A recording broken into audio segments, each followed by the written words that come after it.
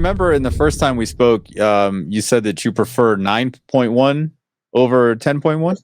Yeah, I like it. And you know what when I put that in my video, somebody would the 5 paragraphs worth of like, no, he did not say this. And I'm like, no, he told me he prefers 9.1 over 10.1. But the guy was like so like mad. I don't know. He's like, how could the inventor of Auro-3D not like his invention? I'm like, well, it's not about that.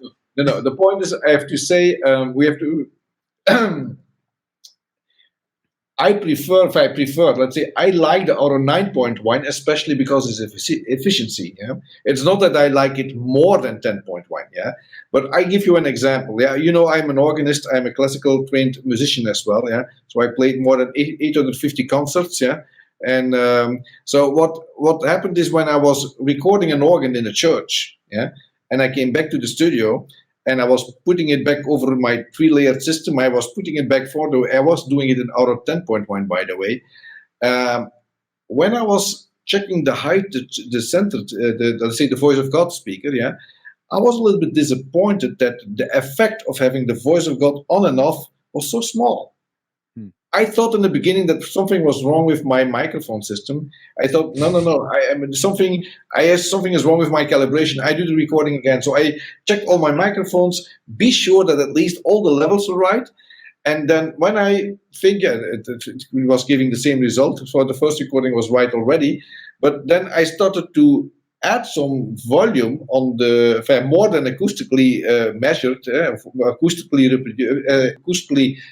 how do you call it? Yeah, generated. Yeah, I was going to higher to increase the volume of the ceiling reproduction to have more that effect, and it started immediately to sound very unnatural. And that's because we don't. First of all, human beings are not so sensitive for sounds coming. We don't have an ear on the top of our head. Yeah, right? And thirdly, there is even in a church, yeah, most of the important reflections are coming from the lateral thing between the ear and, let's say, where our height layer is positioned. There's not so much coming from above, yeah.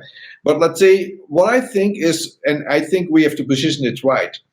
If I have a certain bandwidth available, then I would rather to go for Auro 9.1 with an optimum quality with those 10 channels than adding 1 channel to have that voice of God channel on top of that. It depends, of course, a little bit of the content too, but most of the music content, that is for me not, and I was talking mainly about music when I said that, yeah. In music content, I like the Auro 9.1 a lot, because that is very efficient, and it is, let's say, the bandwidth that you used is absolutely not much what it creates, yeah. If you add, let's say, the 7.1 or like other things, can you add something from a creative point of view? Yes, you can. Is it groundbreaking? It depends perhaps on the kind of content, yeah.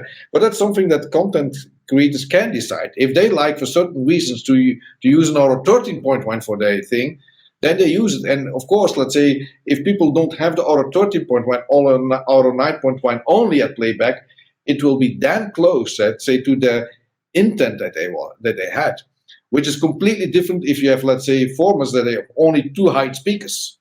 Oh yeah. Oh, that's nice.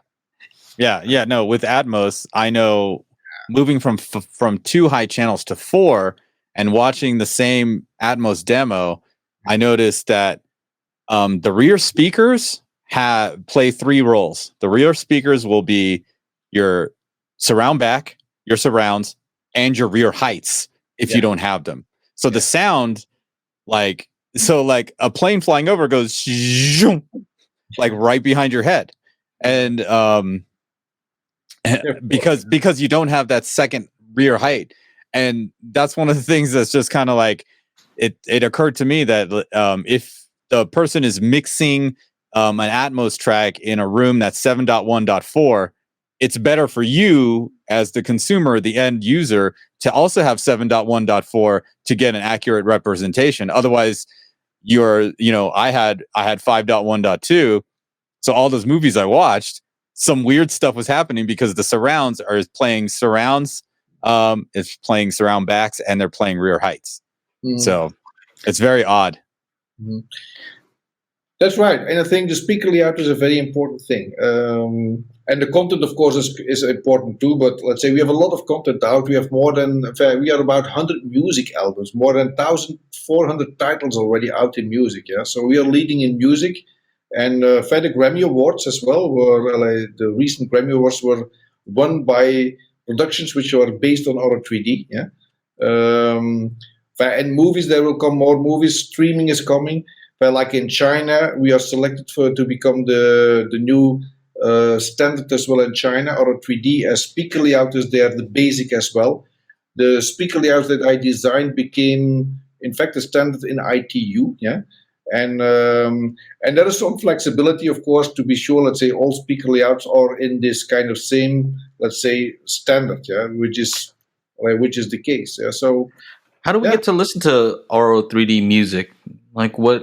How would I do that if I wanted to do that right now? You can ask me to send you the demo disc, and there's a ton of music on there.